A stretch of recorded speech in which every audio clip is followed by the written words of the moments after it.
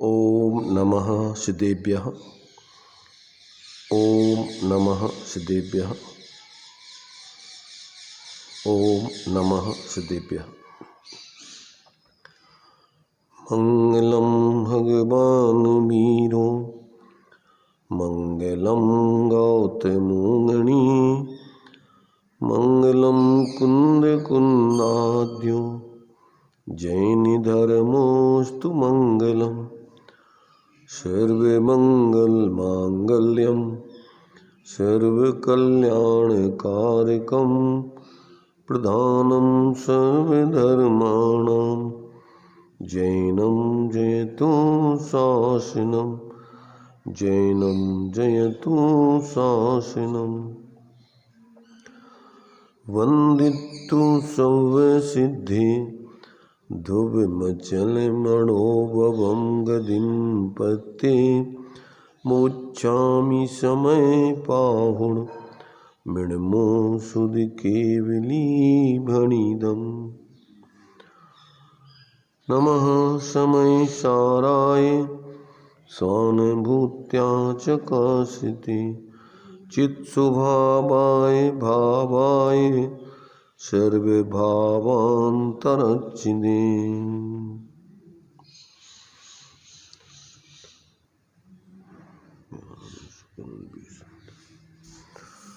समय सार जी सर्वशुद्ध ज्ञान अधिकार। अभी तक अपनी 389 गाथा तक की चर्चा हो गई।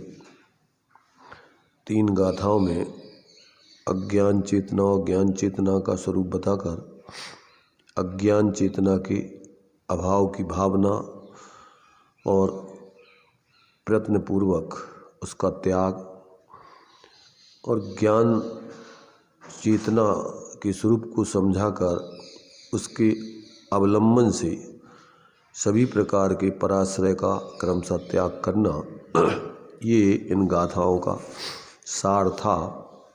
क्योंकि अज्ञान चेतना संसार के कारणभूत, दुखों के कारणभूत, कर्म बंध के कारण है और ज्ञान चेतना पूर्वकृत बंधे हुए कर्मों के अभाव का और वर्तमान में आने वाले कर्मों के संवर आदि का कारण होती है। और जीव ऐसे अपने उस ज्ञान चेतनामय पूर्ण उसका विकास करके संपूर्ण दुखों से रहित होकर अपने उस परमात्मा सुखरूप दशा को प्राप्त कर लेता है। इस बात को यहाँ तक 3 गाथाओं में अभी आचार्य देव ने समझाया। और आचार्य अमृतचंद देव की आत्मख्याति टीका, जयसेनाचार्य देव की तात्पर्य वृत्ति और उस पर लिखे हुए 9 कलशों के माध्यम से आचार्य अमृतचंद के ये चर्चा अपन ने विस्तार में कर ली। अब आगे यहाँ कर्म चेतना और कर्म फल चेतना के अभाव के बाद अब आचार्य यहाँ पर आगे की गाथाओं में क्या विषय आने वाला है उसको स्पष्ट करने के लिए एक कलश आचार्य अमृतचंद देव ने लिखा है 234 नंबर का। उस कलश में आगे की गाथाओं से संबंधित विषय को स्पष्टीकरण किया है। तो पहले इस कलश को पढ़ते हैं, इसके बाद आगे जो है उस गाथाओं आदि के माध्यम से अपन विचार करेंगे। तो यहाँ पर यह सर्वशुद्ध ज्ञान अधिकार है, इसलिए ज्ञान को कर्तृत्व भोक्तृत्व से भिन्न बताया है। अब आगे की गाथाओं में अन्य द्रव्य और अन्य द्रव्यों के भावों से ज्ञान को भिन्न बताएंगे। पहले उन गाथाओं का सूचक काव्य कहते हैं।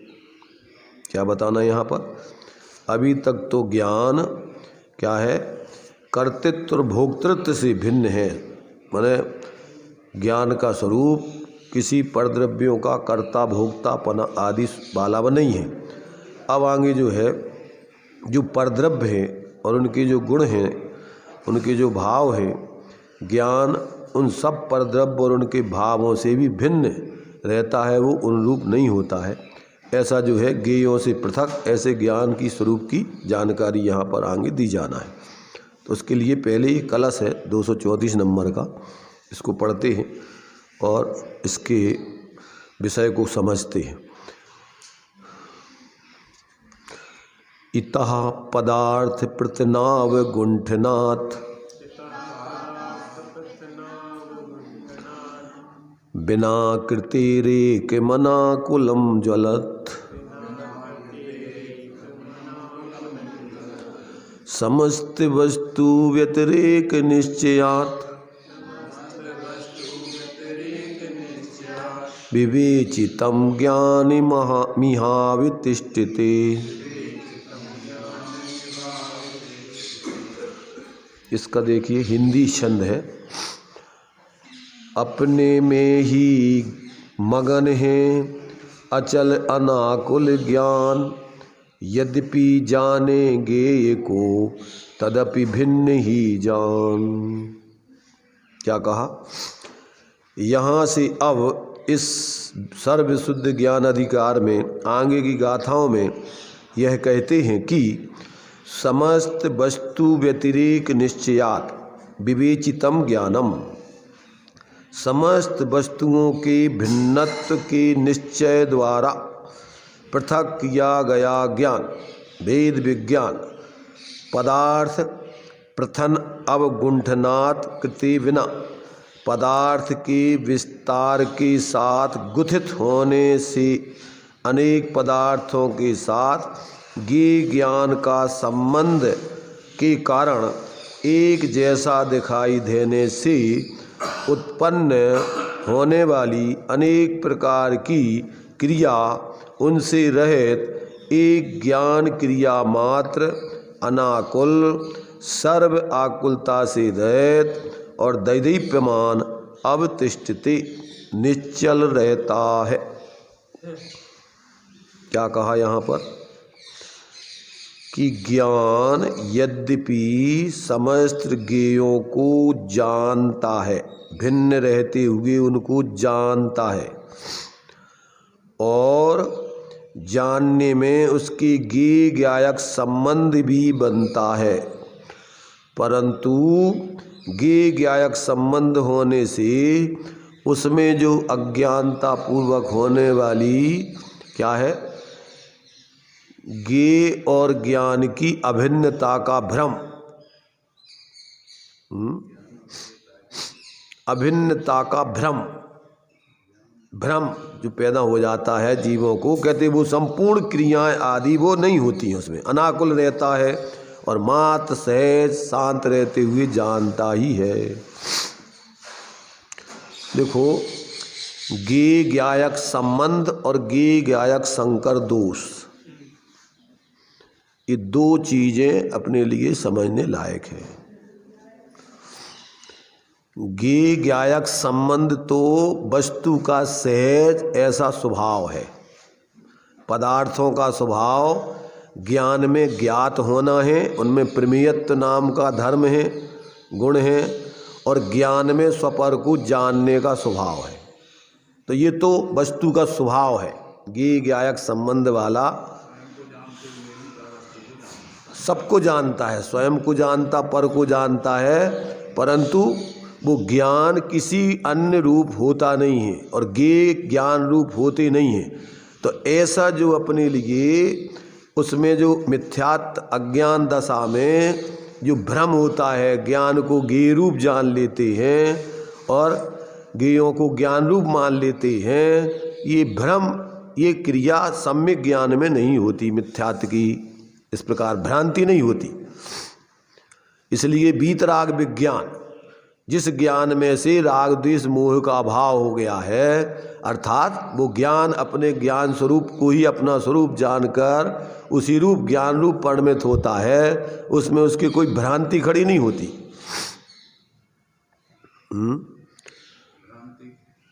भ्रांति खड़ी होती है, देखो ऐसा समझो, उसके लिए अपन थोड़ा दृष्टांत से समझ लें तो समझ में आ जाएगा। जिस व्यक्ति के आँख में पीलिया नाम का रोग हो गया हो, क्या हो गया हो, पीलिया नाम का रोग हो गया हो, तो उस व्यक्ति को सारी वस्तुएं पीली पीली दिखाई देती हैं। कैसे दिख रही हैं वो पीली वस्तुएं? कैसी हैं? ऐसे ही ज्ञान में जब मिथ्यात्व के कारण से क्या है, ऐसा भ्रम हो जाता है, तो जैसे अपन बल्ब के ऊपर जो हरी पीली नीली दाग लगा दो तो ऐसे लगता है जैसे सारी वस्तुएं हरी नीली पीली हो गई। क्या हो गया हरा नीला पीला?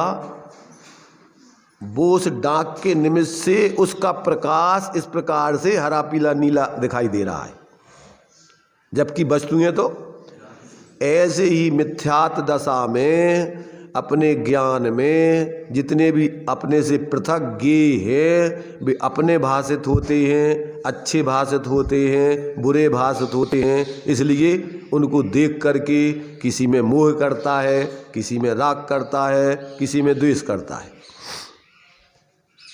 जबकि वे पदार्थ न अपने होते हैं, न अच्छे होते हैं, न बुरे होते हैं।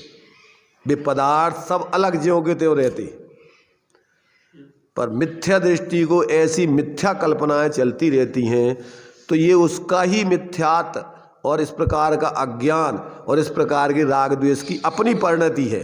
पदार्थ ना अच्छे हैं, ना बुरे हैं, ना अपने हैं, ना पराए। देखो जानता तो है, पर कैसा जान रहा है? अभी बता रहे ना कि चाहे बिना पन्नी वाला बल्ब हो और पन्नी वाला बल्ब हो, इन दोनों बल्बों में क्या अंतर है? बिना पन्नी वाले बल्ब का प्रकाश जैसा ओरिजिनल है वैसा प्रकट हो रहा है और वो पदार्थों के यथार्थ दिखा रहा है, और जिसमें मिथ्यात्व की दाग लग गई जिस ज्ञान में, उसमें पदार्थ जैसे है वैसे भाषित नहीं होते। इसीलिए सबसे पहले अगर तुम्हारे लिए अपने ज्ञान को सम्यक बनाना है तो पहले आगम का सेवन। अपन को तो पता नहीं है वस्तु का स्वरूप अनादिकाल से। भगवान सर्वज्ञ के ज्ञान में जो पदार्थ जैसे हैं वैसे आए और उनके जिनवाणी उनकी वाणी में पदार्थों का यथार्थ स्वरूप जैसा है वैसा उनकी दिव्य ध्वनि में आया। आचार्यों ने क्रम से उसको अपने लिए लिपिबद्ध आदि किया। तो पहले तो आज भगवान सर्वज्ञ तो है नहीं, आज अपने पास आगम है। तो सबसे पहले क्या करना?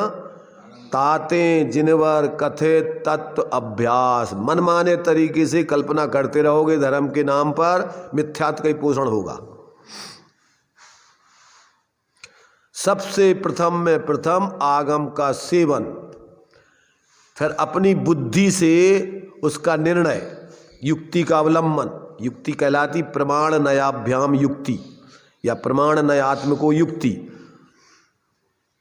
तो प्रमाण और नय के माध्यम से फिर उसका निर्णय करना कि वस्तु का द्रव्य स्वभाव, के पर्याय स्वभाव, के गुण स्वभाव, कि नैमित्तिक भाव, ये सब चीज़ें अपने लिए क्या है, आगम में अपने लिए बताई गई हैं। तो अपन अपनी बुद्धि से उसका निर्णय करो कि ये बात किस तरफ से कही जा रही है। एक इंद्री, दो इंद्री, तीन इंद्री, चार इंद्री जीव, मनुष्य जीव, त्रयन जीव, ये बात अज्ञानी जीवों को समझाने के लिए क्या है, संयोग की तरफ से कथन किया जा रहा है। क्योंकि जीव, अज्ञानी जीव जिन संयोगों में रहता है अपने लिए उन्हीं रूप मानता है वो, तो उसकी तरफ से कहा जाता है कि जो एक इंद्री, दो इंद्री, तीन इंद्री, चार इंद्री, पंच इंद्री, मनुष्य, त्रयन जीव हैं, वास्तव में वे जीव तो चैतन्य स्वरूप हैं, पर साथ में जो शरीर है उसके कारण से वो संयोग की तरफ से उसका आरोपित कथन है। अनौपचारिक असद्भुत व्यवहार नय का कथन है। अनौपचारिक असद्भुत व्यवहार क्या कहता है कि जो एक क्षेत्रावगाही संबंध वाले पदार्थ हैं उनकी तरफ से उसमें जो जीव रह रहा उसका कथन करना।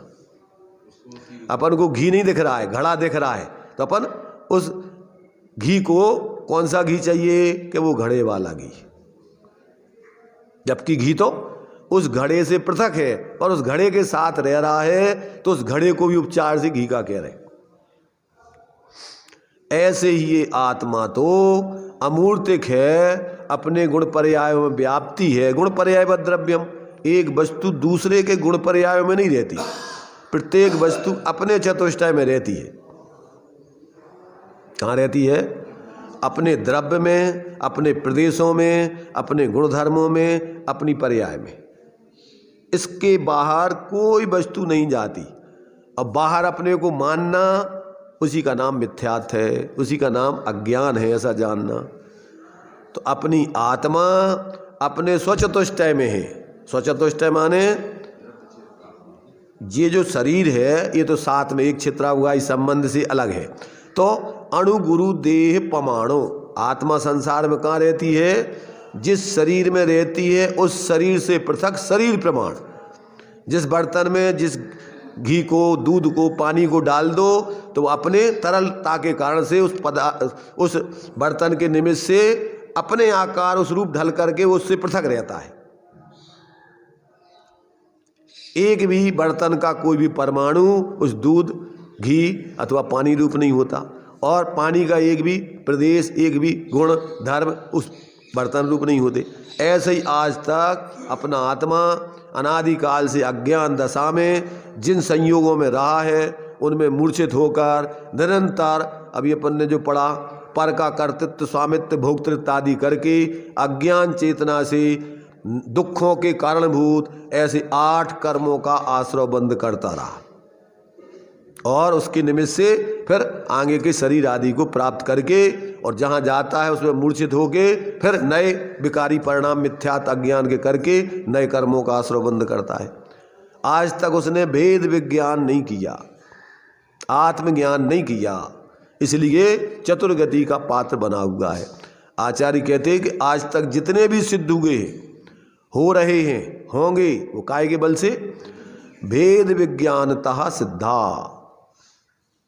और जितने संसार में बंधे हैं अस्येव भाव तो बद्धा, बिना भेद ज्ञान के। भेद ज्ञान जानते ना?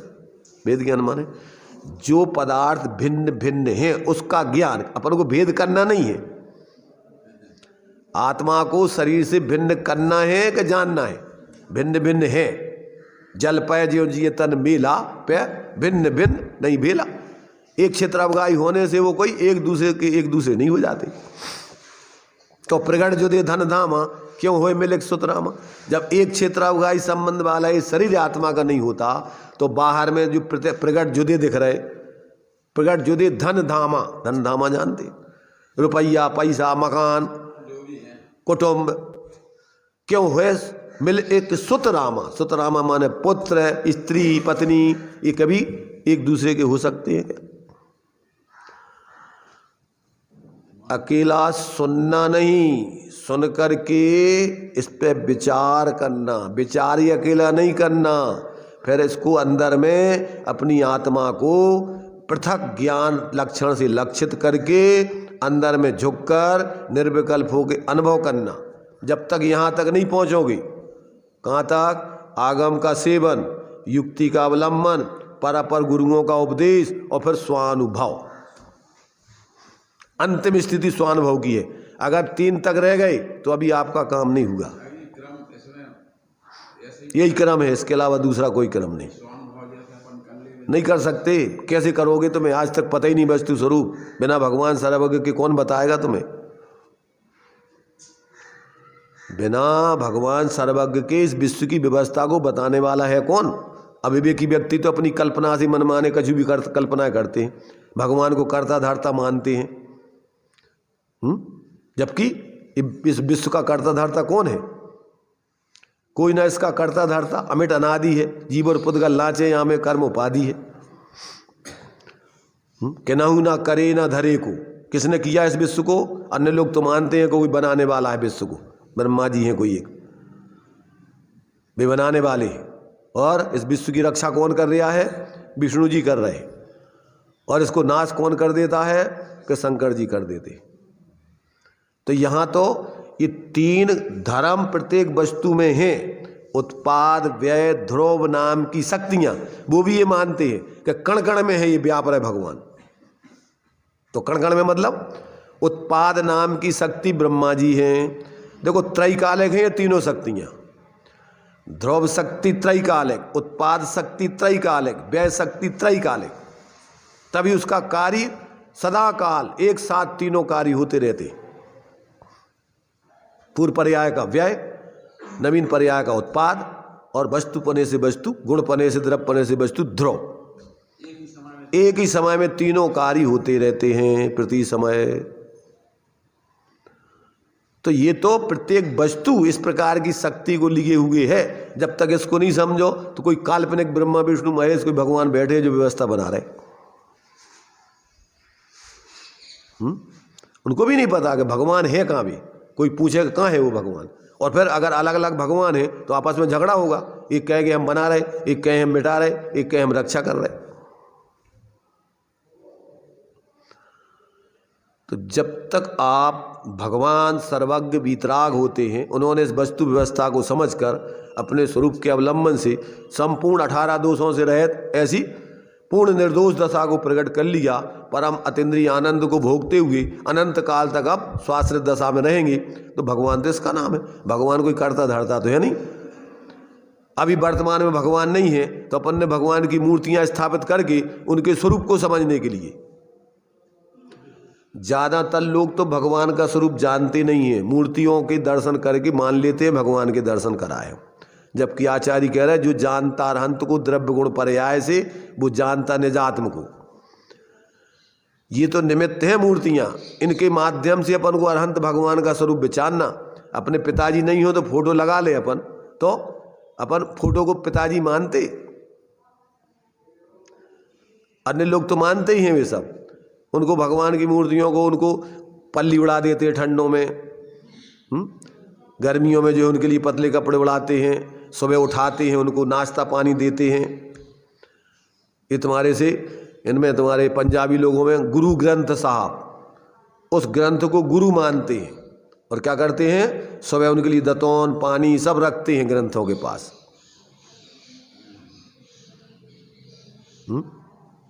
और अपन भी अगर वही करें तो अपन में उनमें का अंतर है फिर। अरे भाई ये तो अपन को भगवान जिनेन्द्र देवशास्त्र गुरु सम्यक दर्शन ज्ञान चारित्र के निमित्त कारण हैं। अपन पढ़ते ना, देव शास्त्र गुरु रतन शुभ तीन रतन करतार और भिन्न भिन्न कहूँ आरती। भिन्न भिन्न कहूँ आरती, आरती का क्या अर्थ होता है? देखो आरती माने पूर्ण रूपेण उनके गुणों का चिंतन करना, गुणानुरागासो पूजा। तो भगवान के गुणों का विचार करना। कहूँ तो कहूँ माने उनके स्वरूप को बताते हैं। कर्मन की 63 प्रकृति नाश, जीते अष्टादश दोष रास, ये परम सुगुण है अनंत वीर, कहवत के 46 गुण गंभीर, शुभ समोषण शोभाया पार, सतेंद्र नमत्कर शीशदार, देवादिदेव अरहंत देव। तो ये अपन उनका अरहंत का स्वरूप, फिर जिनवाणी का स्वरूप, फिर गुरु का स्वरूप, तो उनमें तो उनका स्वरूप बता रहे अपन। तो अपन सोचते हैं आरती माने क्या? आरती माने दीपक जला के घुमाना।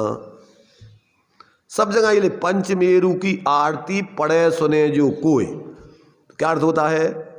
पंचमेरु के स्वरूप को पढ़े सुने, जो उनका स्वरूप समझना पड़ना है। तो क्या एक बार अगर कोई भी प्रथा चालू हो जाए तो फिर उसको मेटना किसी के बस की बात नहीं है। तो ये अपन को पहले अभी तात्विक दृष्टि से अपन विचार ही नहीं करें और एक परंपरा में ढल करके जो कुछ भी अपन ने एक रूढ़ी बनाई बस वो करके मान लिया होगा हमारा काम, धर्म को काम खत्म, और लग गया अपन मूर्ख होकर के अपने मोह के कामों में। फिर मिथ्यात्व नहीं गलता जब तक अपने अंदर ऐसा तत्व का विचार नहीं करें, क्योंकि तत्वार श्रद्धानम सम्यक दर्शनम, तत्वों का निर्णय करके उसका श्रद्धान करना कि हाँ ये जीव का स्वरूप ये है, अजीवों का स्वरूप ये है, आश्रव का स्वरूप ये है, बंध का स्वरूप ये है, निर्जरा का स्वरूप ये है, संबर निर्जरा का स्वरूप ये है, मोक्ष का स्वरूप ये है, पुण्य का स्वरूप ये है, पाप का। और अपन को अब क्या करना? आश्रव बंध आदि को छोड़ना, संबर निर्जरा पूर्वक मोक्ष की सिद्धि करना। तो उस रूप अपने जीवन में परिवर्तन करें, तब वो कहलाएगा कि हाँ 7 तत्वों का तुम्हें श्रद्धान है। अब तुमने ना तो उनका विचार किया, ना निर्णय किया, ना स्व को स्व जाना, ना पर को पर जाना, ना आश्रमों से निर्वृत्ति की।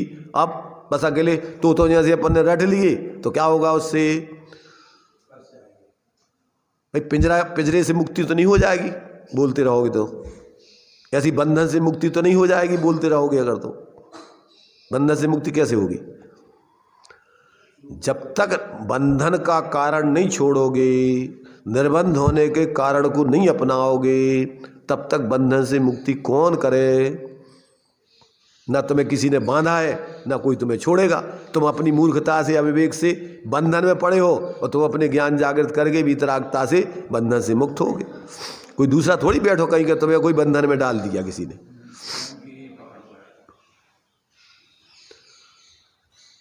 तो भाई देखो, ज्ञान में आज तक बिना तत्व निर्णय के अविवेक से जहाँ गए, जिस पर्याय में, वहाँ जिस संप्रदाय में जो धर्म के नाम पर चलता है उसमें शामिल हो गए, और बस अब उस संप्रदाय के माध्यम से तुम धर्मात्मा बन गए। क्या हो गए तुम? उस संप्रदाय वाले तुम्हें धर्मात्मा मानेंगे और दूसरे संप्रदाय माने तुम्हें काफिर मानेंगे, विरोधी मानेंगे। जबकि धर्म कोई संप्रदाय बाड़ा नहीं है। धर्म तो वस्तु स्वरूप को समझ करके स्वाश्रित पूर्वक, विवेक पूर्वक जीवन जीने का नाम धर्म है। अपन सामाजिक प्राणी हैं तो अपन सबके साथ में रहना चाहते हैं। तो व्यवहारिक दृष्टि से अपन समाज में रहो, देश में रहो, पर धर्म में ये सब सार्वजनिक बहुमत के आधार पर धर्म नहीं चलता है। धर्म तो तत्व ज्ञान पूर्वक स्वाश्रय से धर्म होता है। ये जब तक व्यक्ति की समझ में नहीं आता है तब तक उसने अनादिकाल से आज तक अनंत जीवन बर्बाद किए अपने। और ये जीवन बर्बाद होने में कितनी देर लगेगी? कितना आयु लेके आए अपन लोग, यहाँ कब तक रहना अपन को, और क्या क्या करना है यहाँ अपन को, अपनी क्या योजनाएं हैं अभी यहाँ रहने के लिए, क्या क्या करना है अपन को, कितने काम बाकी है। हरिश्चंद जी, सभी काम बाकी है। अभी सभी काम बाकी है। अभी तो मोक्ष की प्राप्ति नहीं भाई।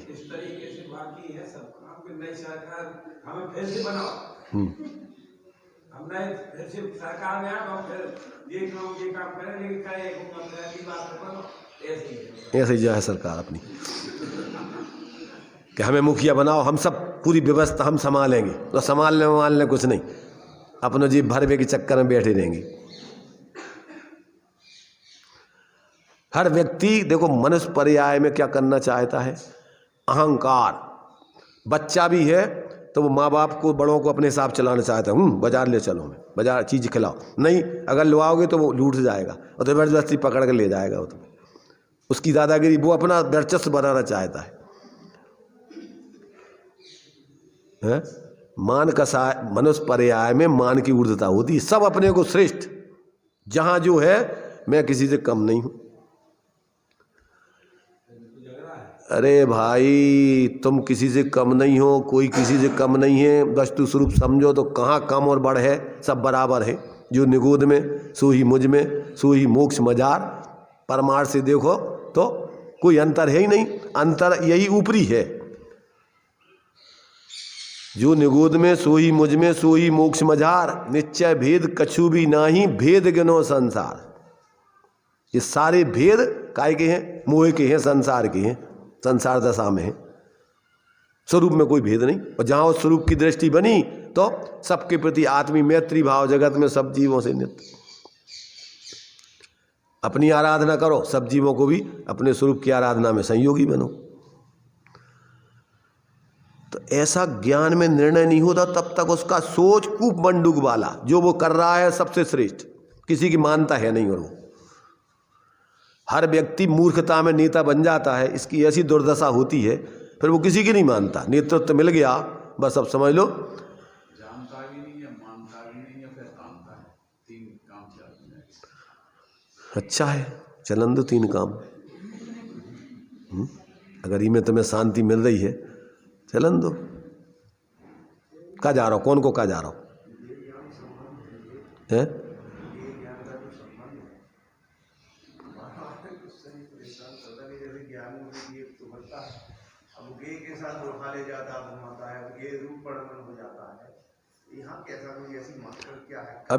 अभी थोड़ी लेट हो गए तुम। पहले हमने बताया एक होता है का समझो नहीं, का बोले हम बताओ पहले।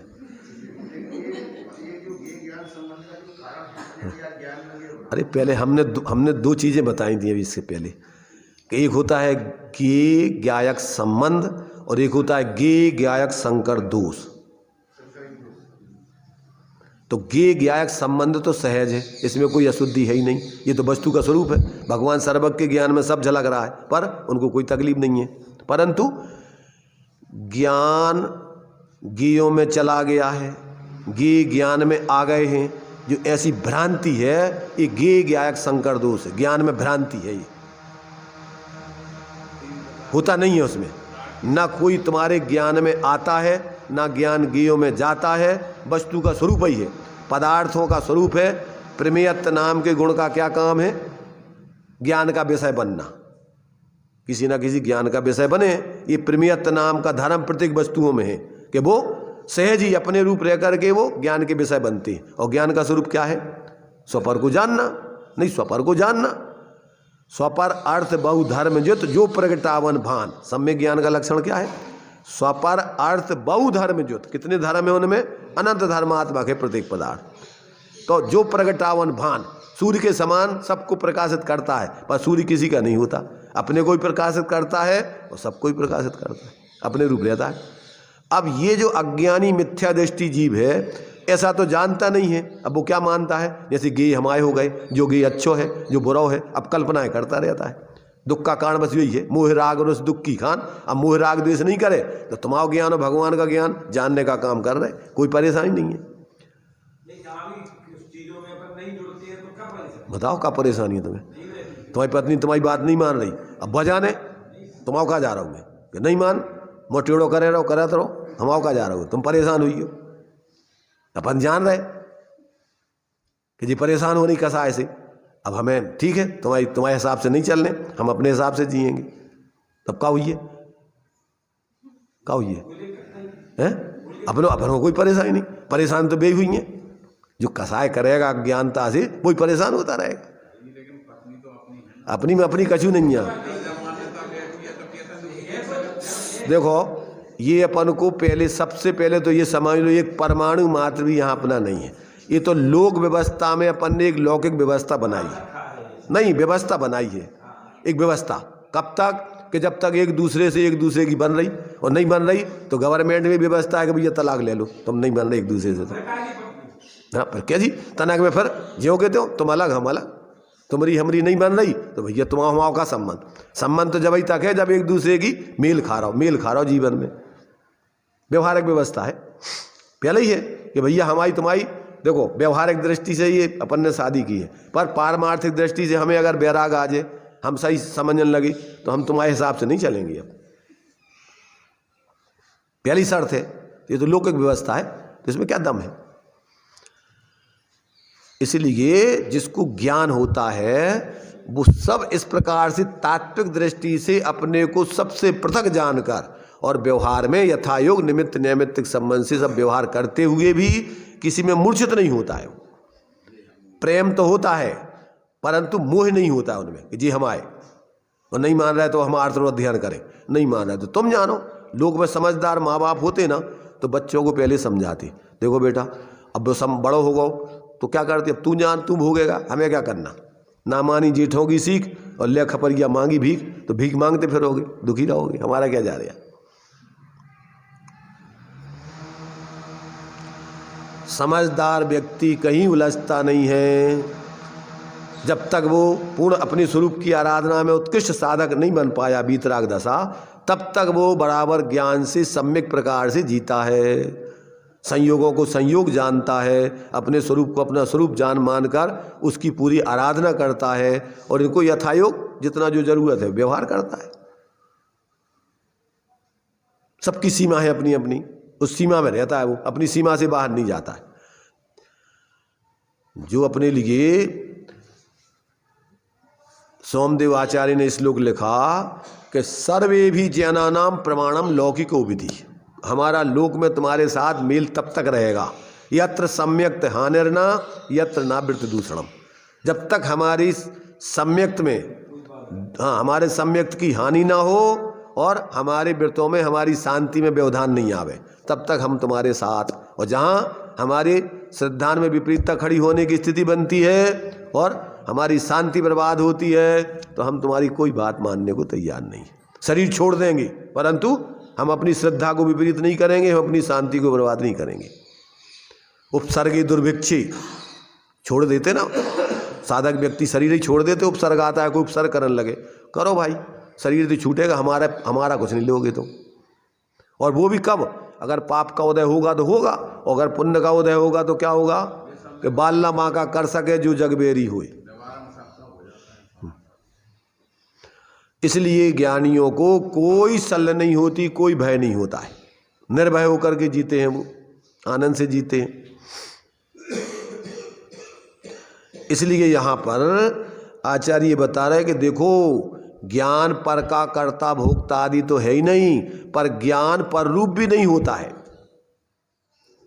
ज्ञान माने आत्मा, आत्मा का स्वभाव न तो क्या है पर का कर्ता धर्ता पना रहना है उसका स्वरूप, और न वो पर रूप होता है, वो अपने ज्ञान स्वरूप ही रहता है, वो कभी भी आज तक पर को ग्रहण किया नहीं उसने। ये बात जब तक समझ में नहीं आई, ये दो चीजें ही समय सार में ऊर्ध्व रूप से बताई हैं। एक होता है भाव भावक संकर दोष और एक होता है ज्ञेय ज्ञायक संकर दोष। ये दो दोष जिसकी समझ में आ जाए, भाव भावक संकर दोष कहलाते हैं। जो रागादिक विकारी परिणाम कर्म के उदय से होते हैं वो भी आत्मा का स्वरूप नहीं है, वो ज्ञान से पृथक है कथनचित। होते हुए भी वो आश्रव जब तक अभी तुम्हारा क्या है स्वरूप साधना नहीं हुई, तो अभी आश्रव मिथ्या दशा में भी तो तुम्हारे लिए समझना पड़ेगा कि जैसे बीमारी है तो ये बीमारी तुम्हारा शरीर का कोई अंग नहीं है, ये निकाल देने लायक है। ऐसे ही जो राग द्वेष मोह के भाव हैं ये आत्मा का दोष है और ये अपना स्वभाव नहीं है, इसको निकाल देने लायक है। और वो होता है पर में मूर्छित होने से, पर में इष्टनिष्ठ की कल्पना करने से। तो पर में अपनापन छोड़ो और पर में इष्टनिष्ठपना छोड़ के अपने स्वरूप की प्रवृत्ति करो तो उसका भाव हो जाएगा। तो ये रागादिक भाव देखो, पहले तो अपन को पर द्रव्यों को अपने से पृथक जानना, पहले तो दो द्रव्यों की पृथकता मोटी मोटा भेद विज्ञान है, और फिर जो पर द्रव्यों के निमित्त से अपन अपने स्वरूप को भूलकर पर में मोह राग द्वेष आदि के परिणाम करते हैं, ये भी आत्मा का स्वभाव नहीं है, ये आश्रव भाव है। एक प्रकार से आत्मा की बीमारी है ये परिणति की, और ये अपना स्वभाव से पृथक है। ऐसा ज्ञान उसमें जानकर उसको अपना स्वरूप नहीं मानता है, और अंदर में अपने ज्ञान स्वरूप आत्मा को अपना स्वरूप जानकर मानकर अभी तक मोह राग द्वेष होते थे पर में अपनापन आदि करने से, तो अब वो अपने में स्थिर होगा तो ये मोह का राग द्वेष का क्रम से अभाव हो जाएगा। अब इसको नहीं जानेगा तो उसका त्याग कैसे करेगा? जब तुमने फोड़ा को अपना शरीर का अंग मान लिया तो उसको फोड़ के अलग कैसे करोगे? छुअन नहीं दोगे कोई को।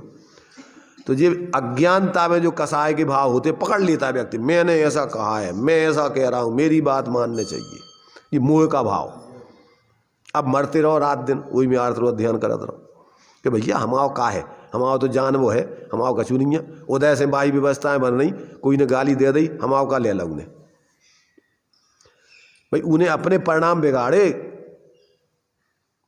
उदय अपना मान लो, अपन ने जान लो कि भैया पाप के उदय में प्रतिकूलताएं आती हैं, तो अब जो अपनों पूर्व में अज्ञानता में अपन ने करो वो तो निमित्त आ रहा हो, अब अपन जुड़े नहीं है। अगर कर्म के उदय में जुड़ोगे तो क्या होगा? नए कर्म बनेंगे। फिर अभी पड़ापन ने कर्म चेतना, कर्म फल चेतना, उसमें अपनापन नहीं करना, ज्ञान भेद विज्ञान रखना। ये तो कर्म के उदय का कार्य भैया पहले अज्ञानता में किए, अब उसको निर्जित होने दो बस, ना तो फिर नए खड़े हो जाए कर्म। तो बहुत टेक्निक देखो, एक बार व्यक्ति को जीवन जीने की टेक्निक आ जाए तो बहुत आनंदमय जीवन, कोई कहीं से कुछ लेना ही देना नहीं है। अपन को मस्ती से जीना है, अपने ज्ञानपूर्वक होशपूर्वक जीना है, होशपूर्वक हर परिस्थिति में सहज रहेगा, वो उलझेगा नहीं। तो ये जो है अपन को यहाँ ये बता रहे आचार्य देव, देखो भावार्थ आगामी गाथाओं में ज्ञान को स्पष्टतया सर्व वस्तुओं से भिन्न बतलाते हैं। बस भावार्थ, तो देखो भावार्थ का मतलब होता है संक्षेप में उसके भाव को बता देना। अब कोई ने आकर के बहुत लंबी चौड़ी रामायण सुनाई, अब उसे कहे भैया तुम का जा बताओ तुम्हारा भाव का है, का चाहत हो तुम? कि भैया हम उतरे गए थे यात्रा पे, 690 की सबसे नीचे की लाइन, 690 की सबसे नीचे की लाइन। अब उन्हें लंबी चौड़ी अपनी राम कहानी सुनाई उसने, और उसने कही भैया हम यात्रा गए थे और यहाँ से भाव फलाना भाव और फिर ऐसा भाव और रास्ता में हम आ रहे थे तो हमारी जो है अटैची उठा लेगा व्यक्ति कोई फलाना। अब भैया तुम क्या चाहत जा बताओ तुम। कहने लगे भैया हमें 1000 रुपये चाहने, हम घरे जाके दे दें, इतनी सी बात है। अब वो राम कहानी को तुम्हारे सुनाए थे ई के लाने के भैया तुम्हें विश्वास नहीं हुई है कि हम बेईमान तो नहीं है ले रहे, तो तुम्हें पूरी राम कहानी सुनाऊंगे। अब अंत में उनको भावार्थ तो नहीं है कि हम 1000 रुपये दे दो, हम घरे जाके भेज देंगे बस। तो भावार्थ तो यह सबूत कि भैया जितनी तुम्हें राम कहानी सुनाई उको जो आए भाव। बस इतनी सी बात है कि हमारे लाने अबे पैसा नहीं है, हमारे अबे उठा ले कोई ने, अबे हमें टिकट मिकट को पैसा नहीं है, 1000 रुपये दे दो, हम जाके घरे भेज दें आपको। ऐसे ही ये सब परद्रव्य प्रभावों से ज्ञान पृथक है, बस इतनी सी बात है। अब इतनी सारी 15 गाथाएं हैं अभी देखो 15 गाथाएं हैं जी, इसको पढ़ोगे तब समझ में आएगा कि जा इतनी सी बात बतावे के लाने क्या है। इतनी गाथाएं आचार्य आगे लिख रहे हैं सभी, और इसमें है मालूम कितनी, इनको गाथाओं को पढ़ेंगे तो एक एक को चूंकि समझाने के लिए अलग अलग लिख रहे।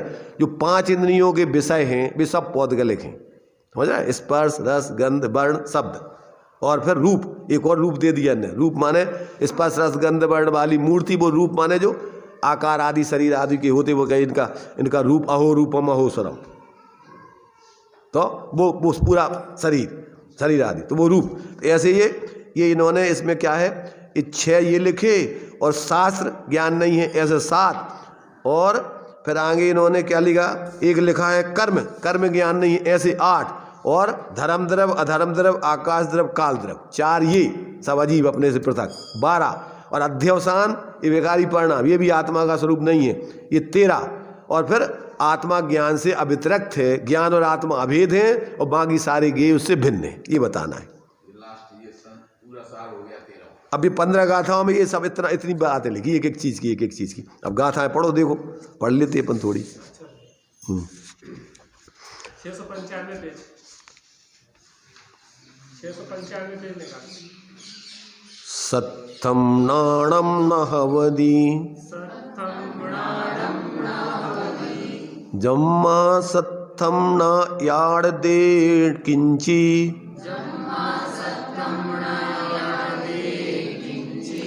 तम्मा अन्नम नाणम अन्नम सत्थम जिणा बेंती सद्दो नाणम नहवदी जम्मा सद्दो न याड़ दे किंची तम्मा अन्नम नाणम अन्नम सद्दम जिणा बेंती। अब देखो इसमें इन्होंने क्या किया है, ऊपर का एक अक्षर बदला है और बाकी ज्यों की त्यों गाथा है पूरी की पूरी भी है, समझ रहे ना क्या इसका अर्थ। देखो सत्थम माने शास्त्र, नीचे उसका देखो हिंदी दिया ना, रे शास्त्र है नहीं ज्ञान क्योंकि शास्त्र कुछ जाने नहीं, इस हेतु से है ज्ञान अन्नर शास्त्र अन्य प्रभु कहें। क्या कहा, शास्त्र क्या है, शास्त्र है नहीं ज्ञान, शास्त्र ज्ञान नहीं है। क्यों, क्योंकि शास्त्र को जानता नहीं है। ज्ञान जानता है और शास्त्र जानता है, नहीं जानता शास्त्र। तो कहते शास्त्र को जाने नहीं, इस हेतु से, इस न्याय से क्या है, ज्ञान अन्य है और शास्त्र अन्य है। ये भगवान ने कहा, ये भगवान ने कहा है, प्रभु ने, हम नहीं कह रहे, आचार्य कुंद कह रहे, क्योंकि भैया तुम हमारी मानो नहीं। वही बात है, शास्त्र के बिना ज्ञान कैसे।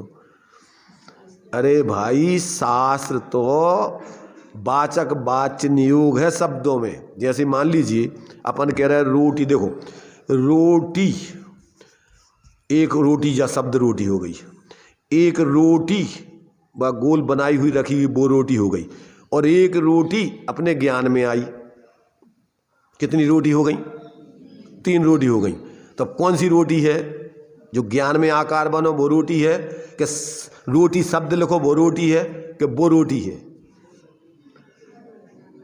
तो जिस शब्द तो उस रोटी को बताने के लिए निमित्त है, जो रोटी नहीं है ये सब, ये शब्द जो है रोटी नहीं है ये। ऐसे ज्ञान शास्त्र तो आपको अपने ज्ञान स्वरूप आत्मा को बताने के लिए समय सार माने शुद्ध आत्मा को बताने वाले ये शब्द हैं। अब इसके माध्यम से तुम शुद्ध आत्मा को देख लो तो उपचार से कह भैया इससे हमने आत्मा को समझा। वास्तव में काय से समझा? तुमने अपने ज्ञान से समझा, अपने ज्ञान में समझोगे तो ये अपन को अब ये क्या यथार्थता का ज्ञान करा रहा है। अभी तक लोग मूढ़ है बिल्कुल, वे रूढ़ी से बस अकेले जो बोल दे बस वही समझ, वही को पकड़ कर रह जाते। अभी आचार्य कह रहे हैं कि भैया देखो शास्त्रों में ज्ञान नहीं है, ये तो गड़बड़ हो जाता। जो गड़बड़ मिटावे के लाने हैं कि गड़बड़ करवे के लाने? तुम्हारे अंदर गड़बड़ चल रही उसको मिटाओने के वो करने हैं गड़बड़। तो जो ही समझ में आ रहा हो, जो ही तो भ्रांति बता रहे हैं कि जो भ्रम है तुम्हें, जो व्यवहार परमार्थ को सिद्ध करे वो व्यवहार है, और जो व्यवहार उसी में उलझा देवे वो व्यवहार मूर्ता है।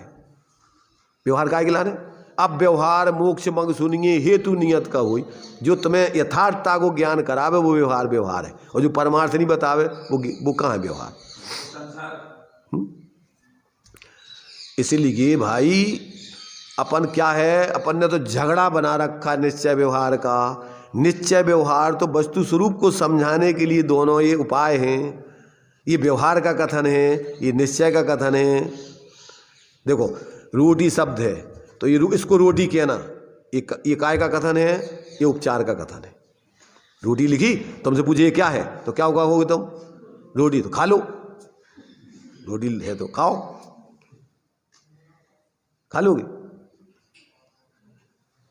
इसलिए सबसे पहला ज्ञान का मद, शास्त्रों को धारणा में भर के और अपने को ज्ञानी मान लिया कि हम तो सब जानत हैं, और जिसको जानना था शास्त्रों से उसको जाना नहीं।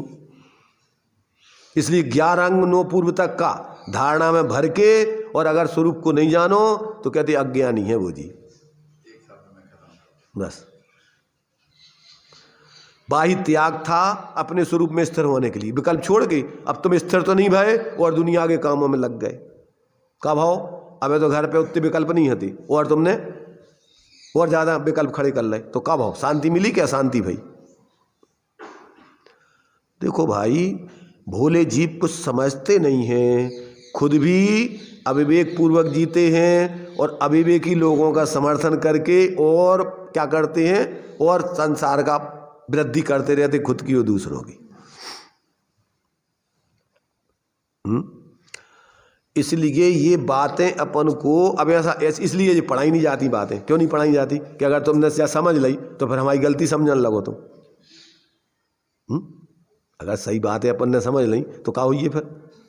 कि फिर तुम फिर गलती देखने लगो करी, जो तो तुम में दिखाई नहीं रहो, हमें जो क्या है।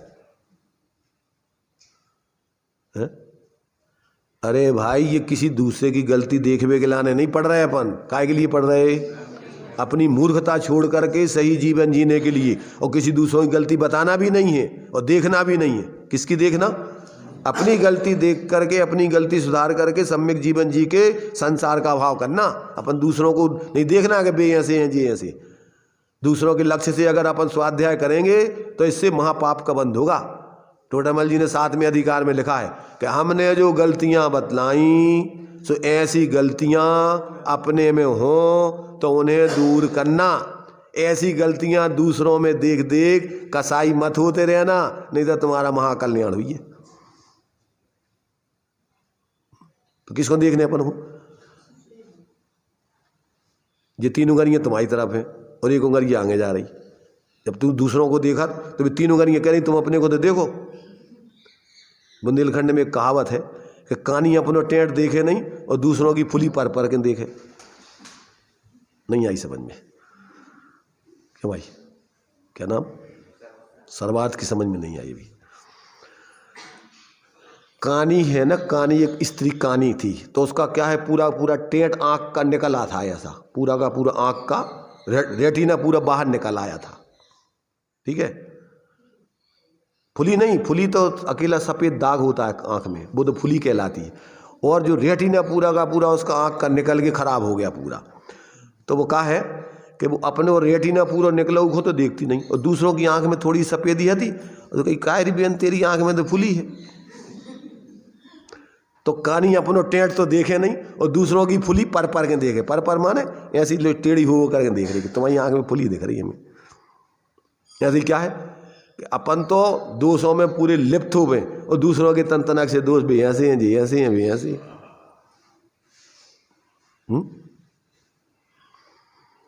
सुनाई नहीं दे रहा हमें लगत कोई हो। क्यों भाई श्रीकांत?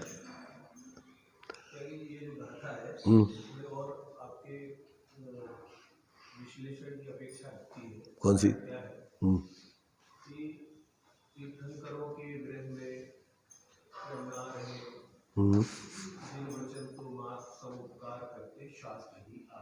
ठीक है।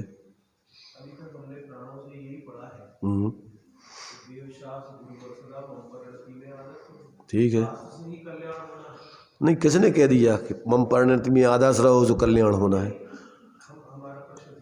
हाँ कर लो।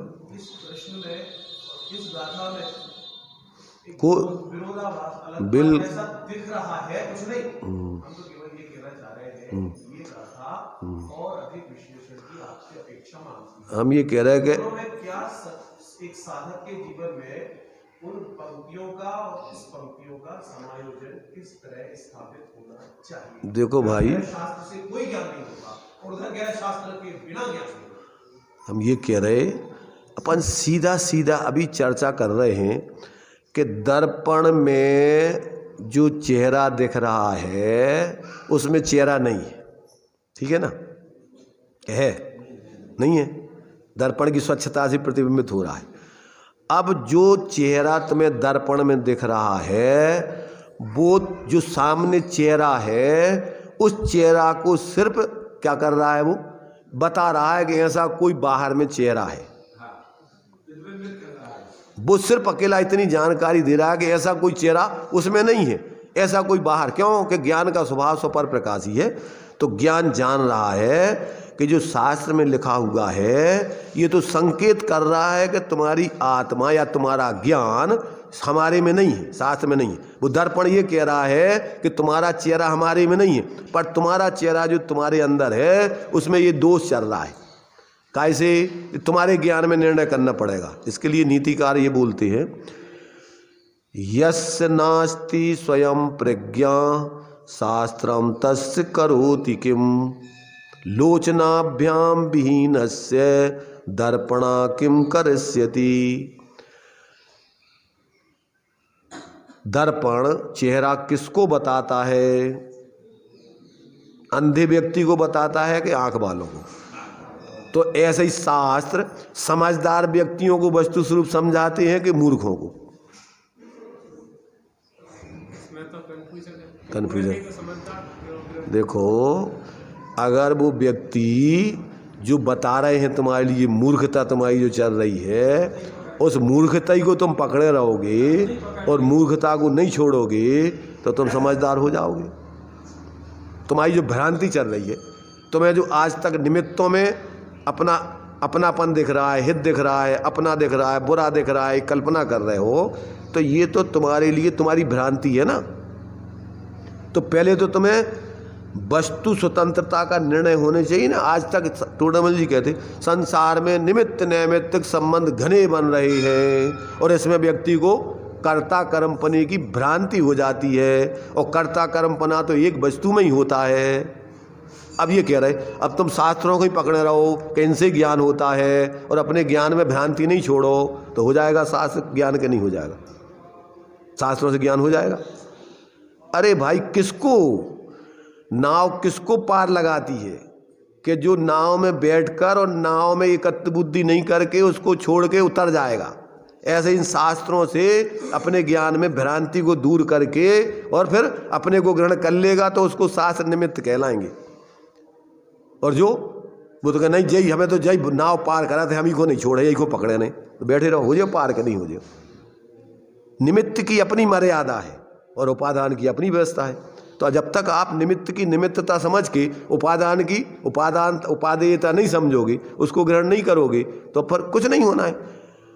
भाई निमित्तों की अपनी निमित्तता है पर उसकी निमित्तता ही सब कुछ नहीं है। उसमें तुम्हारे उपादान की जब तक पात्रता नहीं पकेगी तो वे निमित्त तुम्हें कुछ नहीं कर सकती। अनंत बार तुम्हारे लिए समूषण में गए, शास्त्र पढ़े नहीं पढ़े क्या, परंतु क्या नहीं किया, अपन ने शास्त्रों के माध्यम से खुद का ज्ञान जागृत नहीं किया। बस उन्हीं को पकड़ लाए, उन्हीं के माध्यम से अपने आप को श्रेष्ठ मानने लग गए, हम सब जाना थे और भर के। तो अंतिम समय तक आगम का सेवन, युक्ति का अवलंबन, पर गुरुओं का उपदेश और स्वानुभव, जब तक स्वानुभव पे नहीं आओगे अब तुम्हारे लिए शास्त्रों की अटक खत्म। जहाँ जे जहाँ साधक हैं ते ही तहाँ बाधक है। पेट भर गाओ, अब तुम भोजन करत रहो तो क्या हुई है, उल्टो हो जाए। और तो उसकी कितनी उपयोगिता है कि जब तक आप नदी के उस पार नहीं पहुंचे तब तक आप भेद विज्ञान रख करके नाव में बैठो कि जी नाव को अपन को छोड़ना है, ये लक्ष्य रख करके पकड़े नहीं रहना है। और जैसे ही तुम्हारी मंजिल आए उसको बिल्कुल निरीह वृत्ति से छोड़ करके आप अपने आगे पहुंच जाओ। तो ऐसे ये आपके लिए किसको है ये कि जो इससे अपने ज्ञान को जागृत करके समझे और इन्हीं को पकड़ के बस यही हमारा कल्याण कर दें। तो क्या हुई है, आज समझ में तुम आई। जिस चीज को तुम्हें बताना चाह रहा है शास्त्र तो उसको तो समझो नहीं, और इनकी महिमा, हम तो तुम्हारी गीत गाते रहेंगे, हम तुम्हारी पूजा करते रहेंगे, हम तो तुम्हारी पकड़े रहेंगे और इसी की महिमा करते रहो, तो गए काम से। इसलिए किसकी कितनी उपयोगिता है, क्या उपयोगिता है, वो नहीं समझे और अपनी मूर्खता से कुछ भी करते रहे तो कुछ नहीं होना है। इसीलिए बिना ज्ञानियों के कोई व्यक्ति दूसरे मूर्ख को ज्ञानी नहीं बना सकता है। बिना साइकिल सीखने वाले को सीखे हुए बिना साइकिल नहीं सिखा सकता है। क्यों कि वो तो हम छोड़ेंगे तो ये गिर जाएगा, उसको छोड़ने नहीं है, पकड़े रहे हमेशा, तो वो तो कभी नहीं सीख पे। उसको कहेंगे कि हम पकड़े हैं और तुम्हें छोड़ देना है, क्या करना है, और फिर वो देख लेगा कि हम चलाऊं लगे तो अब जरूरत ही नहीं पड़ेगी। और तुम अगर पकड़ा और तुम पकड़ रही हो हमें छोड़ियो नहीं तो पकड़े रहो तो तुम तो वो सीख ही नहीं पाएगा भाई। पकड़ करके अब टेक्निक है उसके छोड़ने की कि कब छोड़ना है, कि इधर अपने को ग्रहण करो उधर छोड़ दो उसको।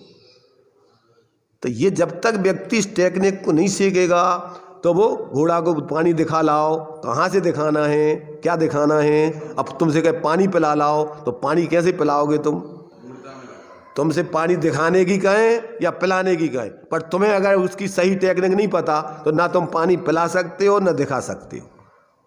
दूर रह के खड़े होके दिखाते रहो तो भी काम नहीं बनेगा। और तुम अब वो पीना नहीं हो, जबरदस्ती पिलावे को चाहो तो हाथ पांव तोड़ देगा तुम्हारे। भाई किसको सिखाना बताओ। सीख बाखों दीजिए जाको सीख सुहाए और सीख ना दीजिए बान रहा। अब जिद सुनने ही नहीं है तुम हमें सब जबरदस्ती समझाओ चाह रहे। इसलिए हर चीज की सीमा है। जो व्यक्ति रुचि से कि भैया हमें समझना चाह रहे और वो समझना चाह रहा है और फिर अपन जो समझा रहे बराबर उस टेक्निक को समझ के वो क्या करे कि वो अपनी तरफ से उपयोग हटा के उस समझ पैदा कर लेवे तो बस तुम्हारा काम हो जाए। और वो समझ तो पैदा करे नहीं और तुम्हारे आधी नहीं बनो रहे, तुम्हें समझाओ तो तुम ही समझा दो हमें तो कैसे समझाओगे तो। इसलिए भाई इसके बहुत गहरे मर्म हैं। इस मर्मों को जब तक व्यक्ति स्वयं नहीं समझता तब तक वो दूसरे को समझाने का पात्र भी नहीं है। टोडामल जी कहते बिना सम्यक के किसी दूसरे को उपदेश देने का अधिकारी नहीं है वो। क्यों कि वो स्वयं ही उसके लाने विश्वास नहीं है। अब वो दूसरों को क्या विश्वासवान बनाएगा, धर्म पे चलाएगा। और वो खुद ही यदि बता समझता है तो दूसरों को सही क्या समझाएगा। इसलिए जब तक व्यक्ति को स्वयं उस मार्ग का अंदर में बोध नहीं हो यथार्थ तब तक वो टेक्निक दूसरों को भी कि इस व्यक्ति को कहाँ क्या गलती चल रही, इसकी कहाँ गलती मिटाना है, कौन से कहाँ जोड़ लगाना है इस पे उसका सही फलीभूत भी आता है। यदि कोई उस पथ पे चल रहा है उसे बताए नहीं वो समझ में आएगी। पात्र जीव होगा उसके समझ में आ जाएगी। और जो अपात्र होगा तुम कितना ही उसमें बॉम्ब लगाते रहो उसको सुनना ही नहीं, समझनी नहीं। कोई व्यक्ति पड़ा है जमीन में, अब तुम तो सामने वाला हम भैया तुम्हें उठाए दे रहे, ठीक है, अब वो उठाए और वो खड़ो हुए कि इच्छा ही नहीं करे तो कब तक खड़ो कर दोगे तुम? कब तक खड़ा कर दोगे? जिस व्यक्ति को स्वयं तो उठना ही नहीं और तुम कर दो हमें तो खड़ो। हमारे कई लोग साथ ही हैं कि तुम हमें बहुत अनुभव की स्वरूप की अनुभव की बातें कराते हो, अनुभूति की, हमें करा दो जब जाने हम तुम्हें, जब तुम्हारी मानेंगे हम।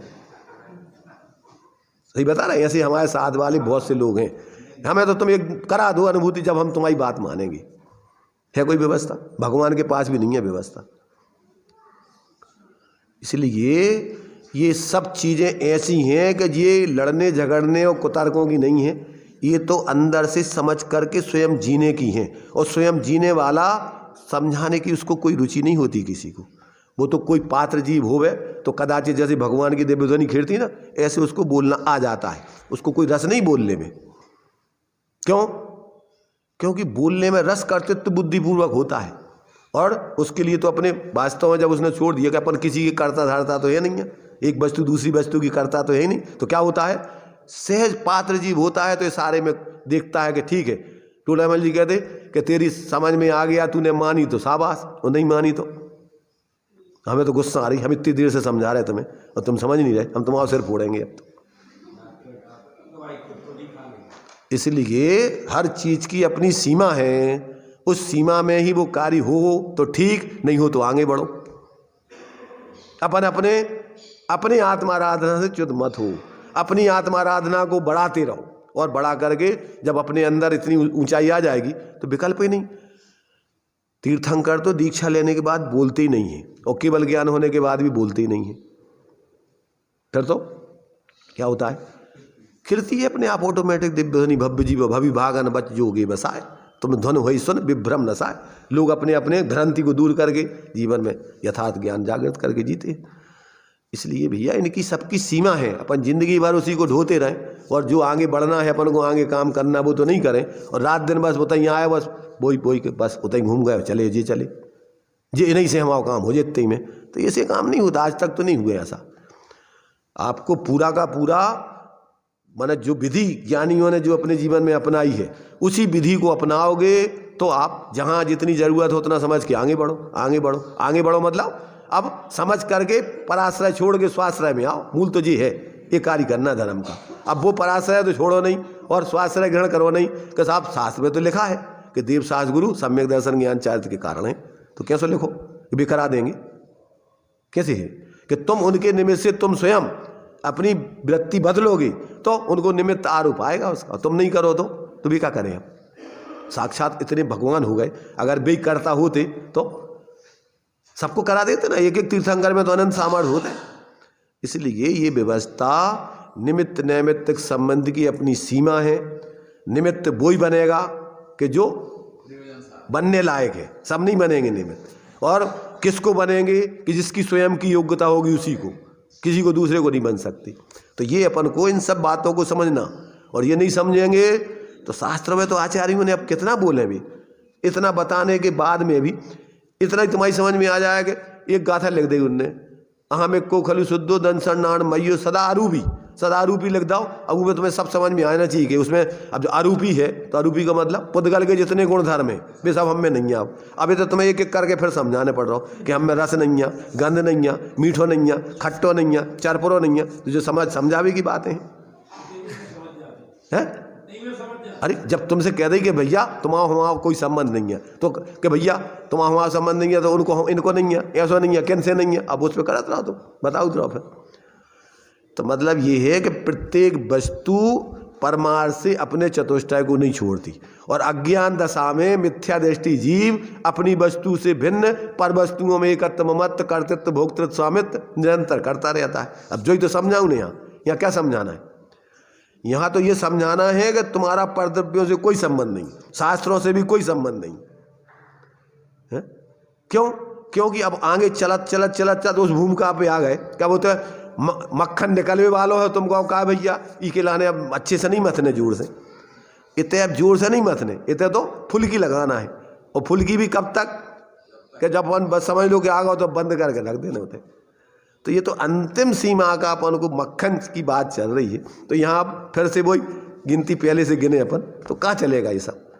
ये सारे निमित्त नैमित्तिक संबंध बहुत पहले करके आ गए, सब बता दिए व्यवहार, चारों प्रकार का व्यवहार समझा दिया, सब समझा दिए। अब तो यहाँ सारे व्यवहारों के विकल्प छोड़ के ऐसे अपने उस एकत्व विभक्त स्वरूप का ग्रहण करा के और तुम्हारे पूर्व स्वरूप की सिद्धि करना है।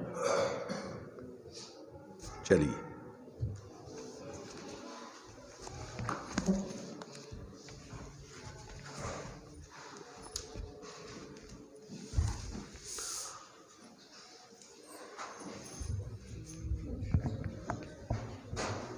तन धन जन एक कुछ नहीं मेरे, मोह में पड़ कर कहता हूँ मेरे। तन धन जन एक कुछ नहीं मेरे, मोह में पड़ कर कहता हूँ मेरे। जिन वाणी की बात को सुन ले, समता में तुझे सुला रही है। चेतो चेतन निज में आओ, माँ जिन वाणी जगा रही है। सर्व शुद्ध ज्ञान अधिकार है जे। सर्व शुद्ध जो आत्म तत्व है, द्रव्य कर्म भाव कर्म नो कर्म से भिन्न, जिसमें कोई विकार का प्रवेश होता ही नहीं है, ना जो प्रमत्त है ना अप्रमत्त है, बस एक ज्ञायक भाव है, वो सर्वसार यहाँ पे है। उस सारभूत आत्मा को ग्रहण करने की बस बहुत सुंदर चर्चा चल रही है। अभी परद्रव्य के कर्तृत्व को तोड़ाया, अब कह रहे हैं परद्रव्य से तुम्हारा किसी प्रकार का परद्रव्य परभाव से कोई भी संबंध नहीं है। नास्ति सर्वोपि संबंध, किसी प्रकार का आपका संबंध नहीं है।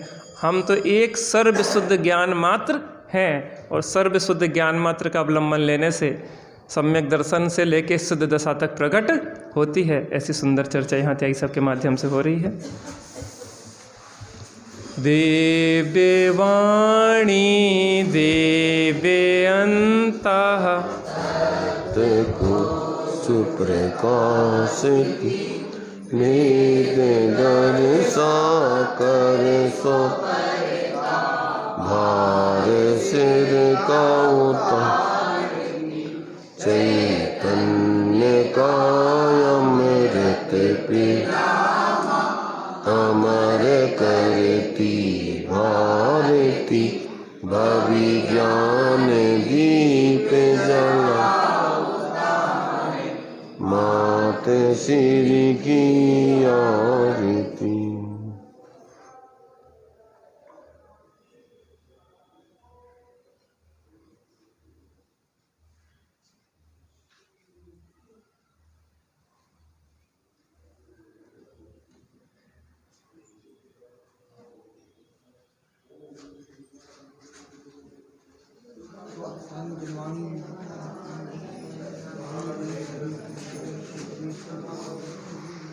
कुंज